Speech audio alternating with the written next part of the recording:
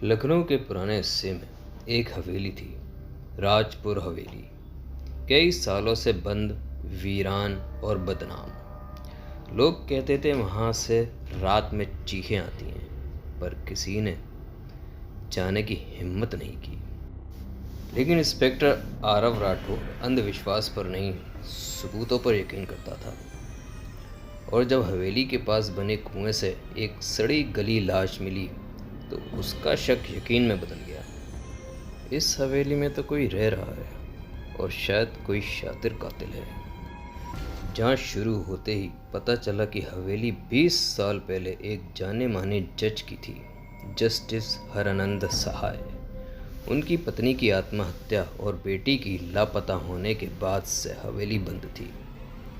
Case कभी सुलझा नहीं और सहाय साहब ने कुछ सालों बाद खुद को गोली मार ली। लेकिन अब उसी हवेली से मिली लाश ने पुराने घाव फिर से खोल दिए थे।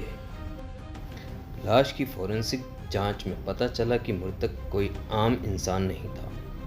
वह शहर के एक क्राइम सिंडिकेट का छोटा मगर चालाक सदस्य था। सीसीटीवी फुटेज और कॉल रिकॉर्ड खंगालते हुए आरव को एक नाम बार बार मिला, वेदांत सहाय, हरानंद सहाय का पोता, जो अब एक बड़े रियल एस्टेट बिजनेस का मालिक था।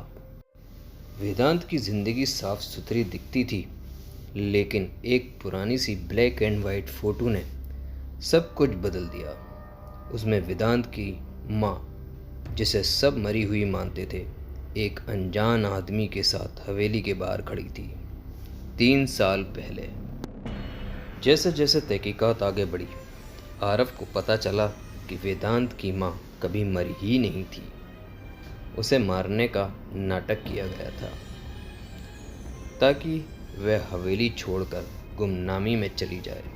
असल में जस्टिस सहाय ने अपनी बेटी को ज़बरदस्ती एक मंत्री के बेटे से शादी के लिए मजबूर किया था, और जब उसने इनकार किया तो उसे मानसिक अस्पताल भिजवा दिया गया। वेदांत को बचपन से ही ये बताया गया कि उसकी माँ ने आत्महत्या कर ली। अब वेदांत हवेली में लौट आया था, अपनी माँ को न्याय दिलाने और जस्टिस सहाय की इमेज को पूरी तरह नष्ट करने के लिए। वह हवेली में छिपकर रह रहा था और उन्हीं लोगों को निशाना बना रहा था जो उसकी माँ की यातना में शामिल थे, जिसमें क्राइम सिंडिकेट के कुछ लोग भी शामिल थे जिन्होंने उसकी माँ को ब्लैकमेल किया था। आरव ने वेदांत को रंगे हाथों हवेली में पकड़ लिया, लेकिन तब तक वह 2 और हत्याएं कर चुका था।